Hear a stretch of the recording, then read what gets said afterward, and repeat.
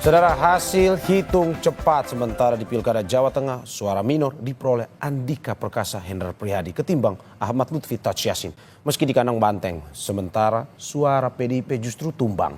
Namun suara PDIP dari hasil hitung cepat justru unggul di Pilkada Jakarta yang menempatkan suara Pramono Rano sementara unggul dibanding Ridwan Kamil Suswono. Apa sebenarnya yang mempengaruhi? Benarkah faktor Megawati dan Jokowi masih menjadi penentu peta dukungan di dua wilayah ini? Kita bahas hari ini dengan sejumlah narasumber yang hadir melalui sambungan Zoom. Ada politisi PD Perjuangan yang juga anggota DPR, Arya Bima. Selamat pagi Mas Arya.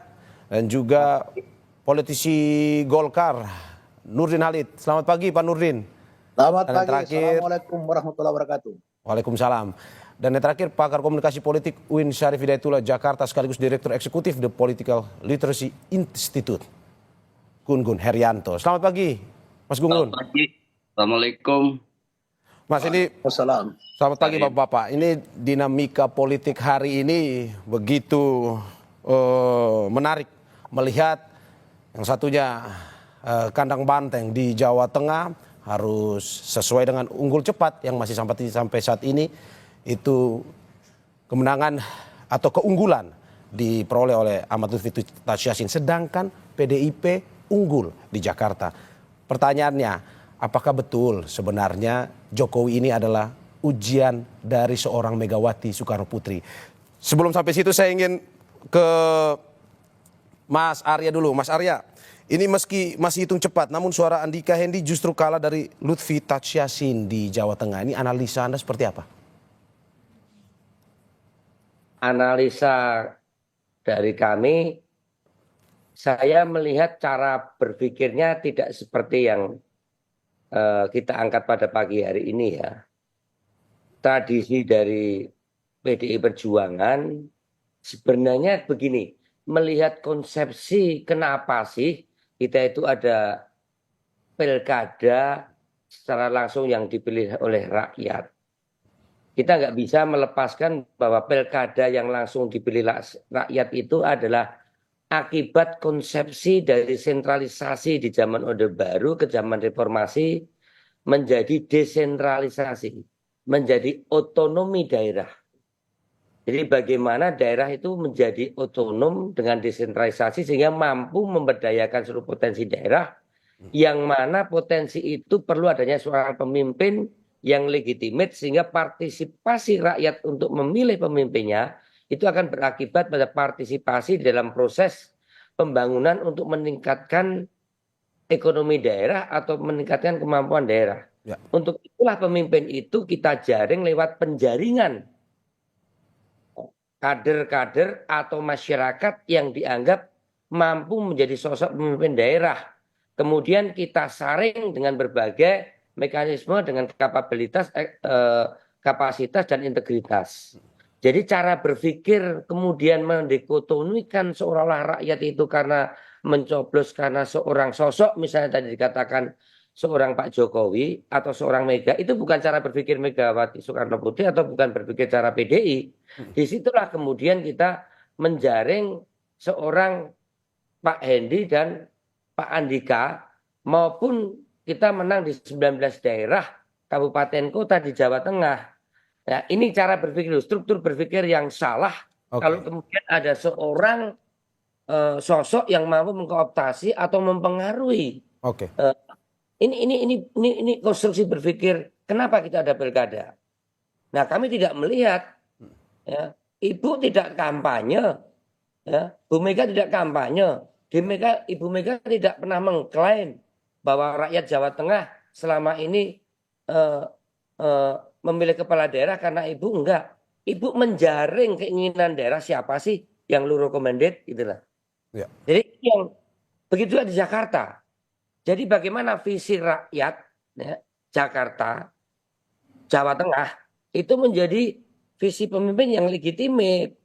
Jadi ada konstruksi cara berpikir kok ini jadi aduan lagi, jadi pertempuran, mendesentralisasi lagi karena dukungan Pak Prabowo, karena dukungan Kim Plus, ya, karena dukungan PDI, karena dukungan Ibu Mega. Enggak. Berarti Mas Arya, Anda mau bilang bahwa ini lebih ke sosok pasangan calon bukan endorse sebenarnya ya?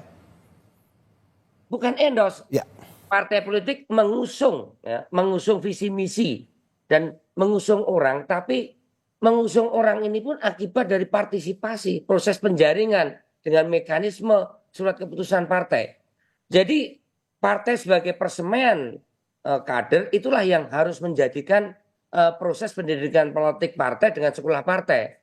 Maka kami di Magelang menang, di kota Pekalongan menang, di kota Semarang menang, di Kabupaten Banyumas menang, di Kabupaten Brebes, Kabupaten Demak, Grobogan, Jepara, Karanganyar, Kendal, Klaten, Kabupaten Kudus, Kabupaten Magelang, Kabupaten Purwokerto, Kabupaten Wonosobo, Wonogiri, Temanggung, Sukoharjo, Kabupaten Semarang. Ini kader murni yang kita didik. Oke, Mas Arya, tapi bagaimana menanggapi? Karena kita jaring. Ya, tapi bagaimana menanggapi bahwa ini identitas Jawa Tengah itu kan sudah terlalu kuat lekat dengan kandang banteng. Pada akhirnya tapi yang unggul saat ini masih dalam proses hitung cepat sebenarnya itu Ahmad Lutfi Tadsyasin. Anda bisa melihat bahwa apakah memang sebenarnya itu bukanlah kandang banteng sehingga dinamis bisa siapa yang menang atau bagaimana sebenarnya? Boleh ada stigma-stigma kandang-kandang banteng, ya itu kandang itu akibat boleh, ya kan? Karena selama ini sejak dari Pak Mardianto, kemudian Pak Bibit Waluyo, Ganjar Pranowo, amanah rakyat Jakarta, rakyat Jawa Tengah itu memberikan dukungan kepada sosok yang kita usung karena keberhasilan bupati-bupati kita dan wali kota memang muncul ya, muncul seorang Pak Jokowi, muncul seorang Ganjar, muncul seorang Risma, muncul seorang tokoh-tokoh pilkada secara menjadi tokoh nasional, dan itu karena kompetensi yang dia miliki dan kapabilitas dan legitimate mampu menaikkan berbagai potensi daerah yang ada. Saya tidak setuju gini loh, saya nggak setujunya kok rakyat kok seolah-olah dikooptasi oleh 1-2 figur. Partai di sini adalah hajatannya hajatan rakyat, bukan hajatan elit, apalagi hajatan domestik, ya. Maka pola-pola Kim Plus itu salah besar karena dia mengkooptasi. Itu kan pengennya bagaimana kita dicepet untuk tidak bisa mencalonkan. Ya, kebetulan Tuhan menunjukkan dengan adanya keputusan MK dengan 7%. Hampir-hampir saja kita DKI nggak bisa mencalonkan. Banyak tempat kita hanya bisa mencalonkan 140. Oke, Mas Arya. Lihat supaya marwah, kenapa kita ada pilkada secara langsung, itu tidak lepas adanya pilkada langsung karena konsepsi desentralisasi dan konsepsi otonomi daerah. Disitulah partai politik mendidik kader-kadernya supaya rakyat mempunyai pemimpin yang legitimate. Kalau partai tidak memaksimalkan potensi membangun kader yang prudent, gagal kita ini nanti setiap pilkada yang berlangsung. Apalagi isu yang muncul adalah isu-isu elit, isu-isu dukungan 2 presiden, 7 partai, bukan itu. Oke, Mas Arya. Saya silakan pilih. Saya kira itu. Mas Nurdin, ini kata Mas Arya bukan karena endorse seorang Jokowi Ahmad Lutfi Tadsyasin unggul di Jawa Tengah. Apakah seperti itu atau bagaimana tanggapan Anda? Ya, dari sisi konstruktif berpikir, saya sependapat dengan Mas Arya bahwa pilkada itu memilih orang, ya bukan memilih partai. Dan pilkada, pilpres itu terkadang tidak linear dengan pileg itu.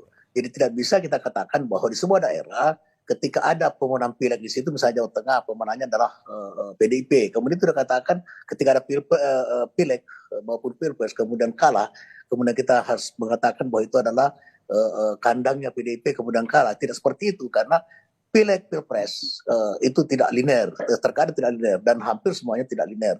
Jangankan pilkada dengan pileg misalnya, di sebuah daerah saja pileg saja antara kabupaten, provinsi dan pusat itu tidak linear. Terkadang kabupaten lebih besar suaranya atau pusat lebih besar suaranya, padahal sama-sama dari satu partai. Nah oleh karena itu saya setuju konstruksi berpikir kita bahwa tidak boleh kita mengatakan bahwa kekalahan seorang calon di sebuah daerah, di mana daerah itu dimenangkan pilih sebuah partai, kemudian kita katakan bahwa dia kalah di kandangnya. Itu tidak betul sekali cara berpikir seperti itu. Kenapa? Karena partai sekarang ini itu hanya bukan hanya, tapi itu kebanyakan sekarang partai itu hanya mencalonkan atau sebagai sebuah kendaraan dalam untuk karena itu perseratan. Oleh karena itu sistem kita juga harus ditinjau ke depan agar supaya cara berpikir seperti itu tidak menditokotomi daripada rakyat. Nah, pemilihan di Jawa Tengah, pilkada di Jawa Tengah, memang faktor tokoh di semua daerah itu pasti ada pengaruh. Faktor tokoh itu bisa kita lihat di semua survei. Tetapi faktor tokoh itu tidak menjadi dominan atau tidak merupakan penentu utama. Masih banyak faktor-faktor lain.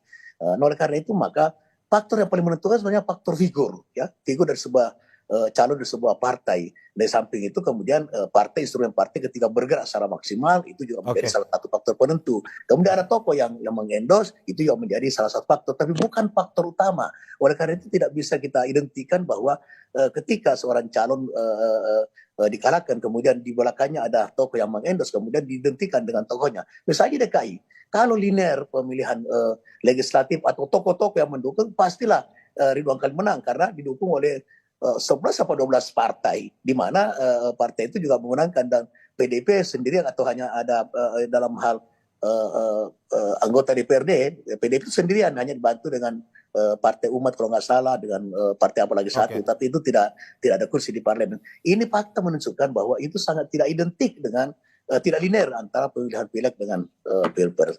Nah, kalau Jawa Tengah memang Pak Nurdin, jika kita berbicara soal ini merupakan murni karena pasangan calon, bukan karena endorse maupun siapa yang berada di belakangnya. Tidak juga murni pasangan calon. Faktor tokoh juga pasti ada. Faktor tokoh di Jawa Tengah, faktor Jokowi pasti ada. Pertanyaan saya pasti ada, tapi bukan penentu utama. Kemudian faktor kekalahan PDIP misalnya, faktor PDIP bukan PDIP yang kalah sebetulnya, adalah kader PDIP atau yang dicalonkan oleh PDIP. Bukan PDIP yang kalah, ada calon PDIP. Keliru kita kalau mengatakan bahwa PDIP kalah di kandangnya, itu keliru besar dan bukan kekalahan Bu Mega. Betul Pak Mas Arya, Bu Mega tidak turun kampanye. Di DKI misalnya, Pak Jokowi juga tidak turun kampanye secara langsung, Pak Prabowo tidak turun secara kampanye langsung. Jadi tidak bisa kita mengatakan bahwa yang mengendorse seorang calon kemudian dia ikut kalah ketidakan atau ikut memenangkan. Kalau ikut memenangkan ya pasti, tapi tidak menjadi penentu utama begitu. Ya, tapi pertanyaan saya apakah kalau kita bilang bahwa lebih besar bahwa ini karena pengaruh paslonnya sendiri, pasangan calonnya sendiri, apakah kita bisa bilang bahwa pasangan Ahmad Lutfi Taj Yassin ini lebih disukai ataupun dicintai masyarakat Jawa Tengah ketimbang yang diusung oleh PDIP? Ya, itu adalah sebuah fakta. Kita tidak menafikan bahwa Pak Ahmad Lutfi menjadi Kapolda di Jawa Tengah itu bertadi bahwa secara keseharian ketika itu beliau sangat dikenal, kemudian dia kinerjanya tidak mengecilkan Pak Andika saya kenal baik, beliau adalah pemimpin yang juga sangat berpengalaman, tetapi kemudian ketika dia bersosialisasi di Jawa Tengah itu agak terlambat, hanya beberapa bulan misalnya bekerja di Jawa Tengah, sementara Pak Ahmad Lutfi itu sudah punya modal sosial ketika dia menjadi Kapolda, sudah bersentuhan dengan emosional masyarakat Jawa Tengah, di samping daripada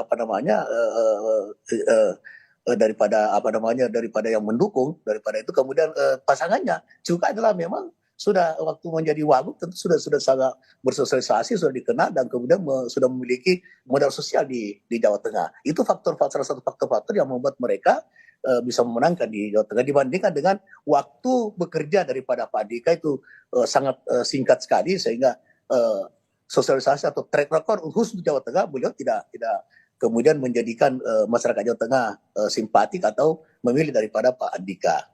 Dan ini bisa dilihat dari surveinya seperti itu. Saya ke Mas Gun-Gun. Mas Gun-Gun, ini menarik pagi ini melihat bahwa ketika kita ingin membawa ke ini endorse dari Megawati atau endorse dari Jokowi, ternyata banyak yang mengatakan kalau misalkan ini karena pasangan calonnya sebenarnya ketertarikan itu. Dari tanggapan Anda sebagaimana? Bahwa ini ada Jokowi sendiri ingin mengendorse karena ingin Ahmad Lutfi Taj Yassin menang, tetapi juga PDIP identik dengan kandang banteng di Jawa Tengah. Tanggapan Anda bagaimana? Memang tidak ada faktor tunggal ya dalam kontestasi elektoral, selalu perpaduan banyak faktor. Dan kita terlalu oversimplikatif kalau menyimpulkan kalahnya pasangan PDI Perjuangan, Pak Andika dan pasangannya di Jateng itu sebagai runtuhnya kandang banteng. Ini oversimplikatif. Kenapa? Karena kalau kita lihat misalnya perolehan PDI Perjuangan di Pileg ya 25, sekian itu dengan perolehan kemarin suara Pak Andika, artinya saya melihat ya salah satu indikator party ID PDI Perjuangan itu masih bertahan kuat. Tentu ada insentif elektoral lainnya. Jadi faktor pertama yaitu kita lihat perolehan suara Pak Andika, kemudian yang kedua sebaran pilkada di tingkat kabupaten kota. Ini masih menunjukkan bahwa PDI Perjuangan sebenarnya punya basis yang kuat di Jawa Tengah. Tetapi pertanyaannya, kenapa kemudian kalah? Ini tentu ada beberapa faktor yang bisa menjelaskan. Paling tidak ada 3 yang utama ya. Tentu banyak faktor, tetapi 3 yang utama. Pertama tentu adalah pilihan pasangan menyangkut segmenting. Kenapa? Karena saya lihat pasangan nasionalis dengan basis santri itu menjadi penting ya. Sebelumnya juga kan di kontestasi pilkada Jateng seperti Pak Ganjar dengan Gus Yassin itu merepresentasikan itu. Nah kemarin ceruk itu tidak begitu optimal dipakai oleh pasangan PDI Perjuangan karena basis kelompok santrinya melemah begitu ya.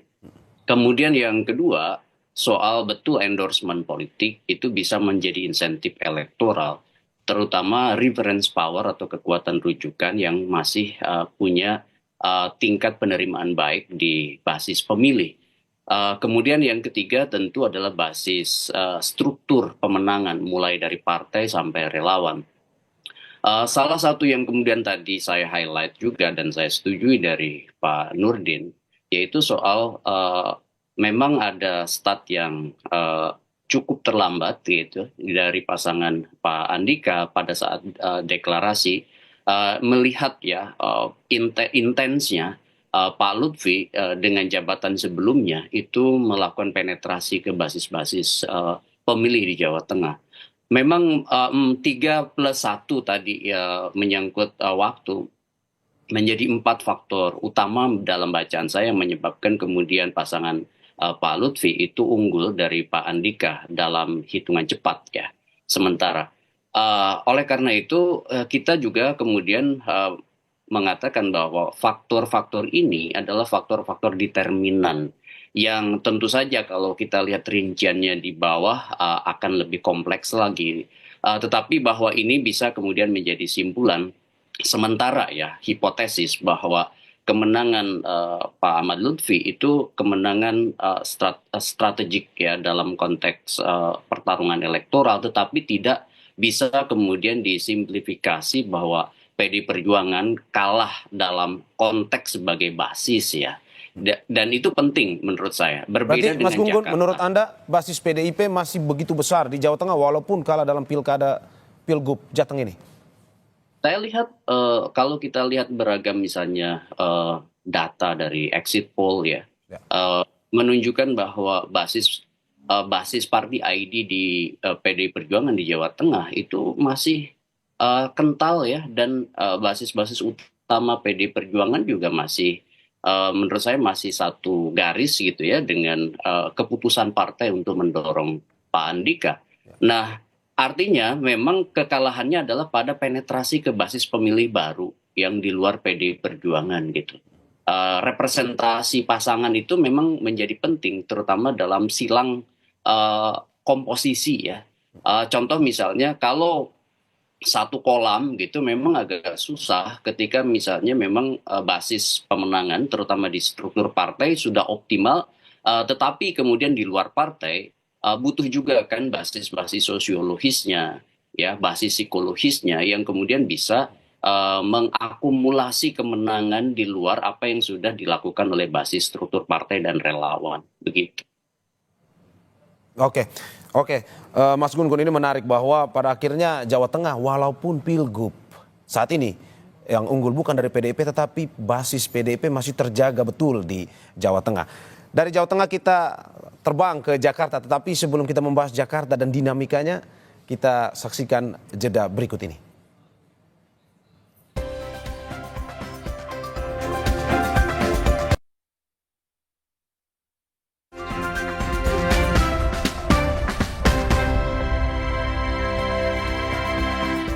Terima kasih masih di Sapa Indonesia Pagi bersama saya Maris Sarong. Saudara, saya akan lanjutkan diskusi dialog kita pada pagi hari ini masih dengan 3 narasumber saya, politisi senior PDIP Arya Bima, politisi senior Golkar Nurdin Halid, dan juga pakar komunikasi politik Mas Gun Gun. Saya ke Mas Arya lagi. Mas, ini kata rekan Anda Deddy Sitorus, katanya kandang banteng dari Jawa Tengah pindah ke Jakarta. Ini sebuah pernyataan yang mengejutkan sebenarnya. Tanggapan Anda gimana? Ya, untuk Pak Deddy memang orangnya menggelegar ya kalau menyampaikan pernyataan-pernyataan. Kalau saya tetap sama tadi, Ya. proses penjaringan dan penyaringan yang dilakukan oleh Ketua Umum PDI Perjuangan Ibu Megawati Soekarno Putri itu selalu menginginkan bagaimana menyodorkan kepada rakyat, sosok kepada rakyat, seorang pemimpin yang kapabel, yang diproses atau dipilih secara demokratis. Dengan kapabilitas, kapasitas, dan integritas. Saya percaya bahwa Jawa Tengah, Andika dan Pak Hendi, maupun Mas Pram dan Bang Dul ini adalah satu proses yang matang dan dewasa untuk partai politik menyodorkan kepada rakyat baik di Jawa Tengah dan di DKI.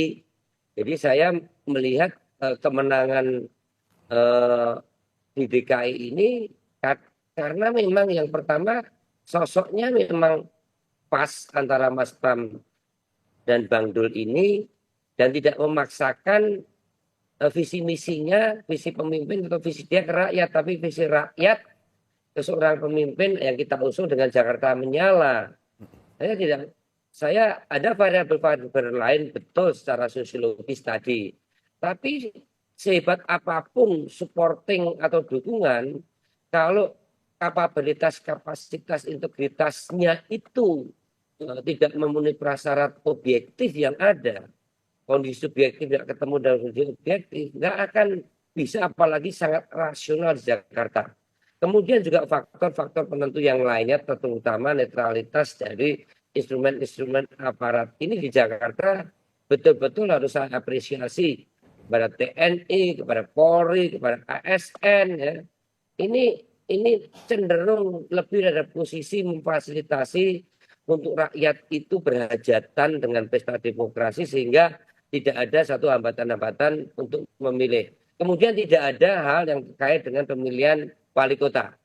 Ya, Jawa Tengah itu benar tadi Pak Nurdin Halid, tidak linear antara Pilgub dan Pilgub, sehingga sosialisasi selama 3 bulan yang dilakukan oleh Pak Andika dan Pak Endi ini kurang nendang, karena di bawah di kabupaten dan kota itu terjadi cross cutting abolition, kampanye yang sebenarnya Jawa Tengah itu lebih rasa pemilihan bupati dan wali kota ya daripada Pilgub.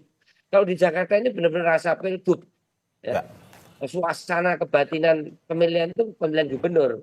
Kalau di Jawa Tengah kita mensosialisasikan waktu yang panjang, belum ada kendala-kendala keterlibatan berbagai kepala desa terutama, itu mempengaruhi bagaimana sosialisasi ini terhambat. Saya kira itu menurut saya PDI Perjuangan Ibu Megawati berusaha visi misi rakyat atau pemimpin yang kapabel dikeluarkan seorang sosok Mas Pram dan Bang Dul. Sedangkan Pak Ridwan Kamil kan dipersiapkan waktu itu kan mau menjepit PDI Perjuangan untuk tidak bisa mencalonkan ya. Dengan kita tidak punya 20% untuk bisa mengusung, kemudian PKS ditarik ke Kim Plus dengan memberikan apresiasi Mas Suswono menjadi wakilnya Mas Ridwan Kamil, kita tidak bisa mencalonkan. Jadi Kim Plus dengan Mas Ridwan Kamil dan Mas Suswono itu dipersiapkan dengan tidak ada lawan. Karena kotak kosong takut kalah, karena waktu itu mungkin diperhitungkan ada Mas Anies dan PDI Perjuangan, maka dibuatlah calon kedua yang akhirnya putusan MK berubah. Sehingga Ridwan Kamil ini kan kalau mau jujur tinggal tidur saja di Jawa Barat menang. Maka dibawa ke Jakarta ya sangat masuk akal kalau Mas Ridwan Kamil ini kalah. Kalau dari kapasitas mungkin sangat mampu, tapi masalah legitimasi, masalah bagaimana masalah Persija sama Persib Bandung aja itu nggak selesai diselesaikan oleh Mas Ridwan Kamil untuk memberikan narasi pada masyarakat Jakarta. Berarti Mas Arya, Anda mau Jakarta bilang bahwa memang, ya. pasangan Pram Rano ini sebenarnya bisa menang muda lawan Ridwan Kamil, RK Suswono. Kalau dari Anda mengatakan bahwa legitimasinya sebenarnya belum teruji sebenarnya. Legitimasi di Jakarta ya memang sosok seorang Mas Pram Bangdul atau Mama Sidul ini sangat Betawi banget, sedangkan sosok Mas Pram yo sangat Jawani gitu. Kalau saya lihat jumlah suaranya kan jumlah suara antara etnis Jawa dan etnis Betawi ya, walaupun saya tidak bicara parameter primordial, tetapi bagaimana partisipasi proses mencoblos kemarin jumlah kursi 50,05%, di atas 50% plus satu ini data ini data primer yang ada di Sirekap KPU, menurut saya adalah sosok yang mungkin merepresentasikan etnis Jawa dan etnis Betawi bersama etnis Oke. Minang, etnis Sumatera, yang saya melihat Mas Pram Bangdul lebih behavior politiknya lebih bisa diterima Ya. dengan berbagai keragaman etnis yang sangat plural di Jakarta. Oke, Mas Arya, Mas Nurdin, kita menarik ini bahwa mengatakan bahwa Pram Rano ini punya kesempatan menang besar sebenarnya versus Ridho, pasangan Ridho. Ini tanpa embel-embel endorse sekalipun dari Pak Jokowi ini bisa menang juga sebenarnya. Pun juga ada endorse pun ini akhirnya unggul versi quick count. Dari tanggapan Anda sendiri bagaimana? Apakah memang kurang mungkin? Karena Jokowi diketahui hanya satu kali datang ke Jakarta untuk mengendorse pasangan Ridho ini.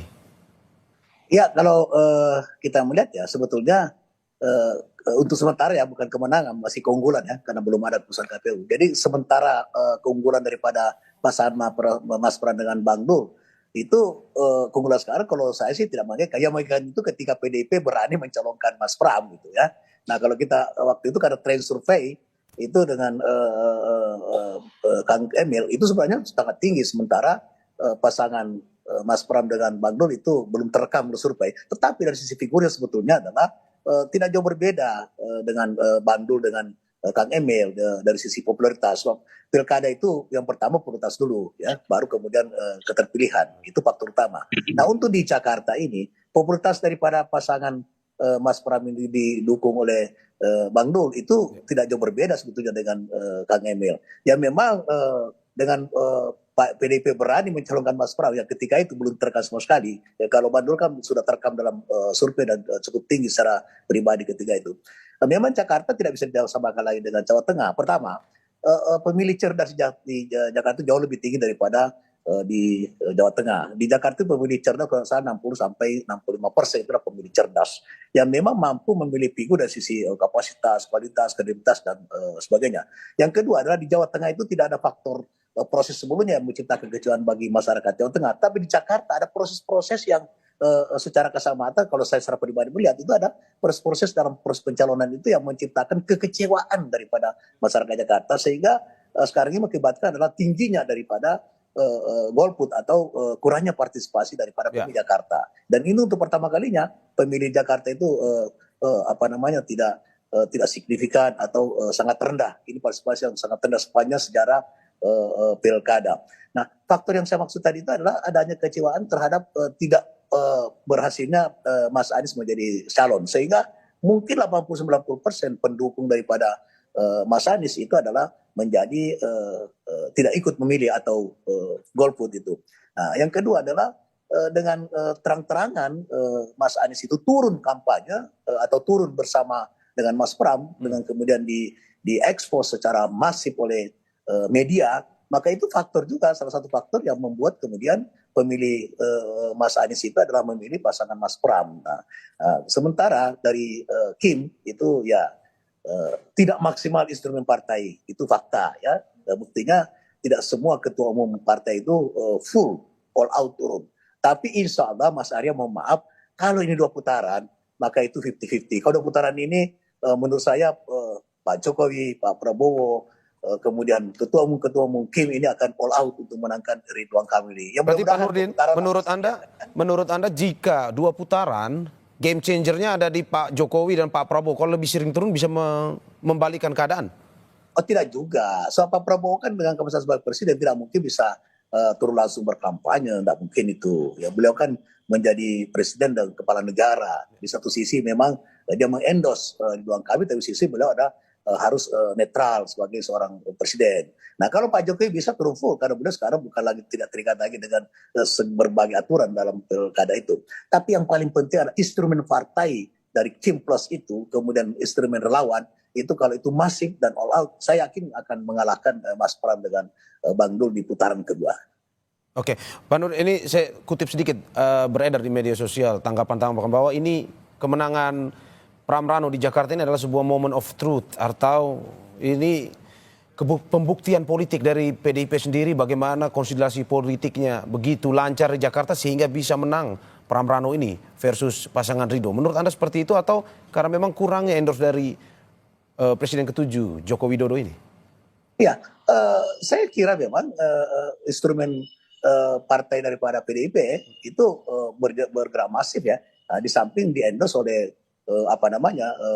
karena saya yakin juga bahwa anggota fraksi PDIP di DKI ya, baik DPR RI maupun DKI sendiri itu pasti all out ketika itu. Nah, instrumen ini yang bergerak masif dan solid sekali dibanding dengan Kim yang menurut saya bukan tidak solid pendukung tapi kemudian tidak bekerja secara masif karena sangat mengandalkan daripada popularitas kemudian survei daripada Pak Ridwan Kamil sebelum pencalonan itu. Nah, ketika pencalonan berjalan kemudian Mas Pram bekerja itu kan tegak lurus itu surveinya Mas Pram itu. Nah, disitulah merupakan salah satu faktor daripada tertinggal saat ini, bukan kekalahan ya kalau belum ditetapkan oleh KPU, tertinggal sementara. Tapi mudah-mudahan ini dua putaran, kalau 2 putaran insya Allah Ridwan Kamil akan bisa memenangkan ini dengan catatan bahwa Kim Plus ini akan solid, kemudian Pak Jokowi juga turun karena memang kalau dibandingkan itu saya katakan tadi tidak linear. Ketika Pilpres kemarin Pak Prabowo itu kan menang tipis melawan Mas Anies,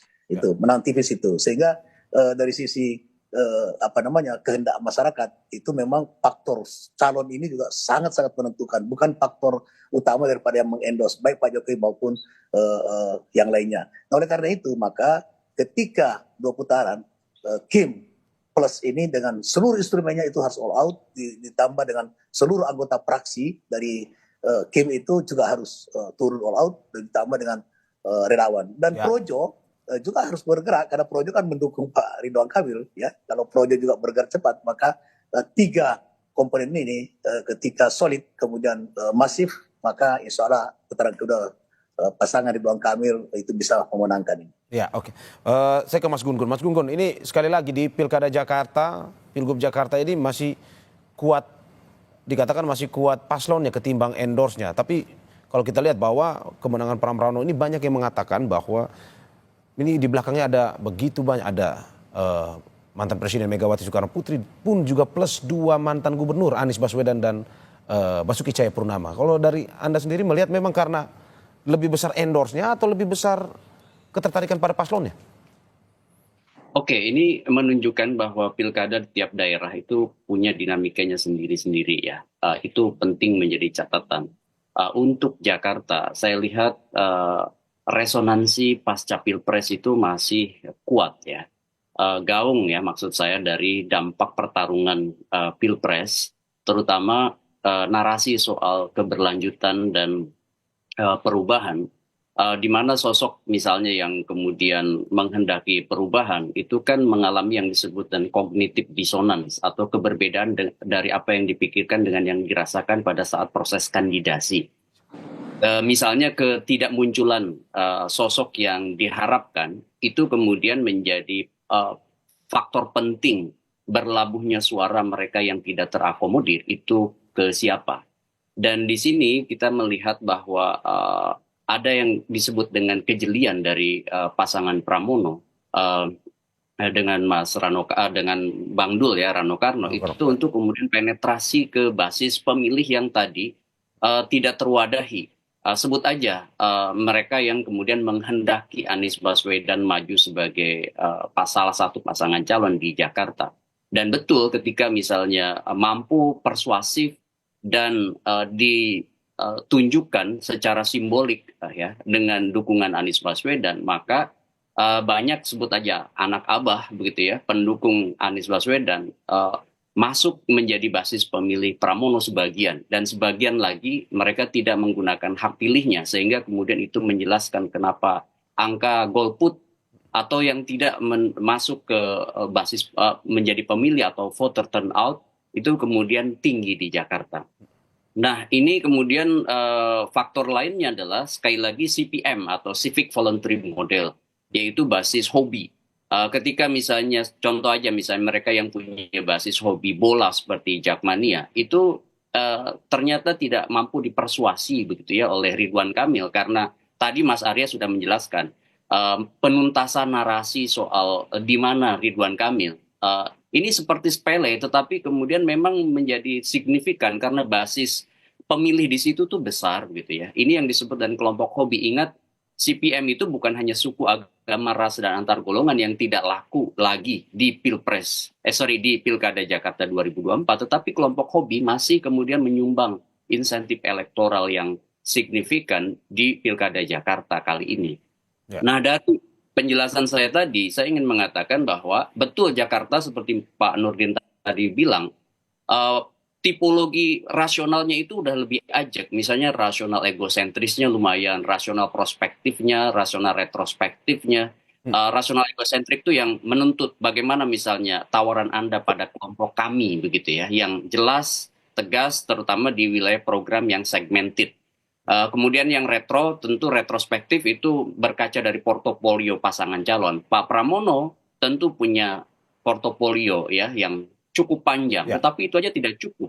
Kemudian ada basis sosiologis yang kemudian dilekatkan pada Rano Karno, sehingga Rano Karno kemudian mengubah realitas simbolik dari nama Rano Karno menjadi Dul gitu. Itu kan sebenarnya pendekatan penetratif ke basis pemilih yang akarnya adalah sosiologis, bukan pada rasional voters gitu.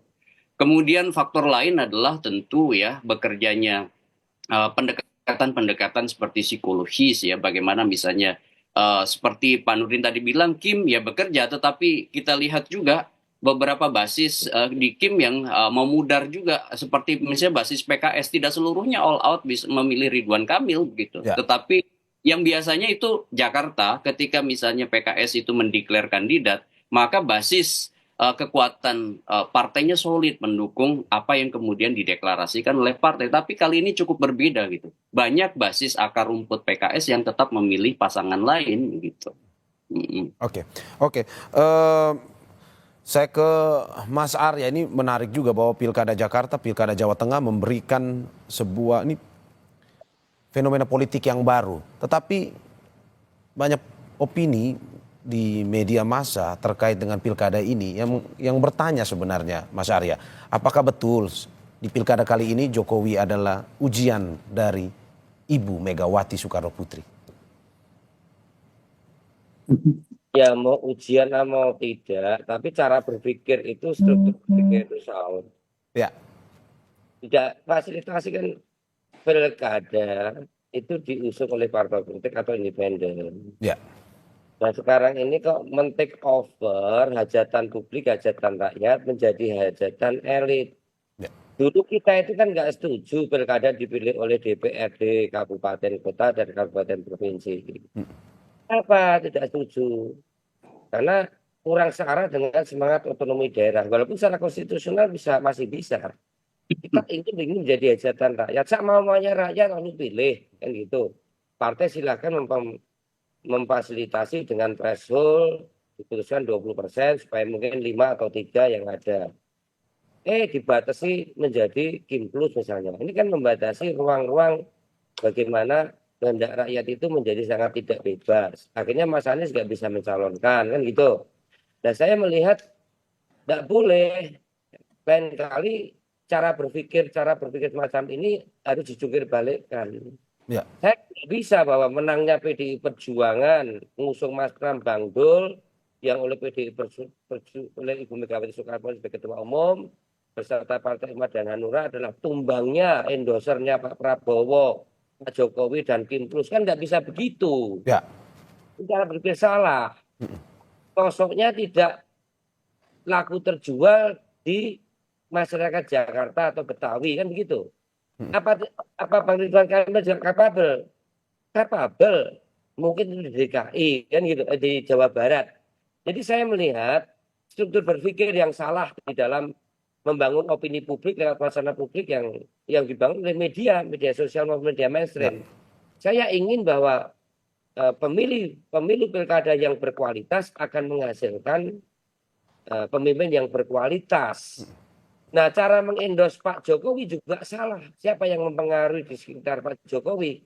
Pak Jokowi ini bukan alat peraga, dibawa ke Jawa Tengah, dibawa ke, ke Jawa, Jawa Barat, atau dibawa ke DKI, atau dibawa kemana-mana. Ya. Faktanya kami di Jawa Tengah masih 19 kader kita jadi bupati.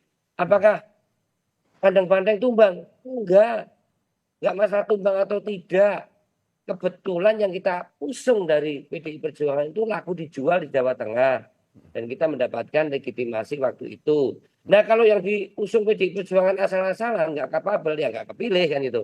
Kebetulan Pak Endi dan Pak Andika dan Pak Sendi ini kita pilih dengan kapabilitas, kapasitas, dan integritas. Waktunya terlalu pendek, dan memang tidak paralel, tidak linear antara pilgub dan pemilihan bupati dan wali kota, sehingga waktu sosialisasi, waktu kampanye kita sangat pendek, dan Pak Jokowi mengendorse begitu besar Pak Lutfi, sedangkan masyarakat Jawa Tengah masih banyak di desa-desa yang tahu Pak Jokowi itu adalah PDI Perjuangan, bisa disurvei. Pembantunya di wilayah Grogol, Yukatmi di sana nggak ngerti kalau Pak Jokowi itu sudah pindah dari partai. Masih banyak yang tahu semacam itu. Jadi faktornya sangat kompleks lah. Tapi saya nggak setuju kalau kemudian legitimasi dalam pilkada ini di take over oleh tokoh-tokoh yang ada, itu tidak mendidik dalam semangat kemandirian, semangat desentralisasi, semangat otonomi, karena kapabilitas pemimpin yang dipilih oleh rakyat di daerah itu akan mempengaruhi proses bagaimana kemandirian di dalam proses pembangunan 5 tahun ke depan yang dimulai partisipasinya sejak mereka memilih pemimpinnya. Apalagi instrumen saat ini menjadi sangat terdidik, suasananya sangat masih sentralistik sekali, yaitu Pilpres, dengan berbagai instrumen manipulatif dan sembakonisasi yang begitu masif. Sembakonisasi, ya. Oke, Mas. Tapi saya di Komisi 2, nanti mungkin juga dengan Pak Nurdin Halid, dengan fraksi Partai Golkar, akhirnya gimana ya?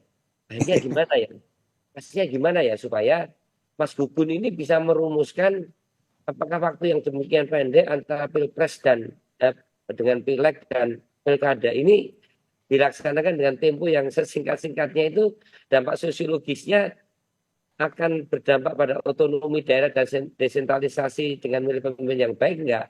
Maka omnibus law tentang pemilu ini perlu kita rumuskan bareng supaya way out-nya ada, bukan mentradisikan yang salah terus-menerus.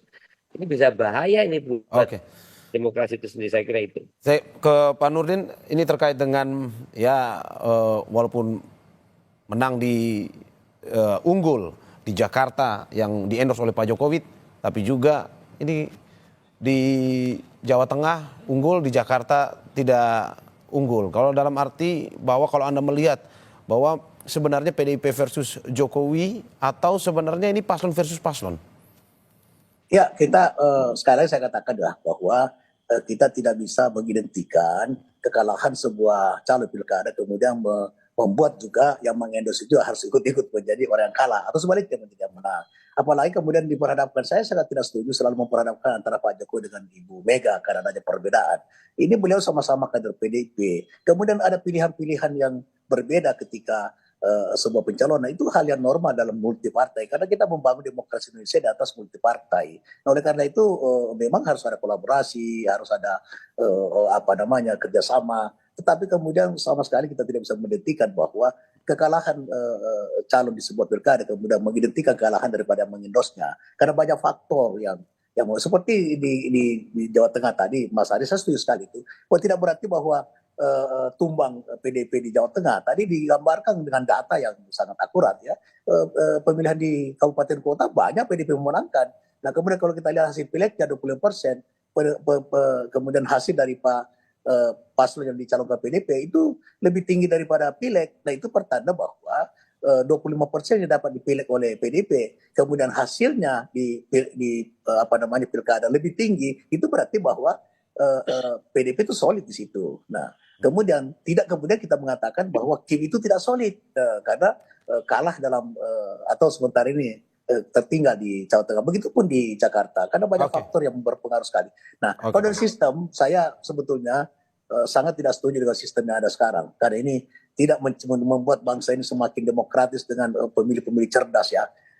Sekarang yang terjadi ini Mas Arya fakta kita mengalami semua. Mas Arya mengalami, saya mengalami sebagai seorang caleg. Pragmatisme luar biasa. Dan kemarin pileg itu paling brutal sepanjang sejarah. Saya ikut pileg itu 97 Orde Baru saya sudah anggota DPR. 99 era reformasi 2004 saya ikut. Tapi yang kemarin ini luar biasa Mas Arya. Itu sama sekali pragmatisme masyarakat luar biasa dan itu akan membuat moral daripada masyarakat kita itu bukan kemudian bisa mencerahkan demokrasinya tetapi membuat kita ini semua menjadi salah satu sasaran tembak daripada mereka. Oleh karena itu sistem menurut saya harus ditinjau. Pileg menurut saya harus kombinasi antara terbuka dengan tertutup. Kemudian untuk pemilihan langsung cukup pilpres saja pemilihan langsung tapi gubernur dan pilkada kabupaten kota itu serahkan kembali kepada DPR.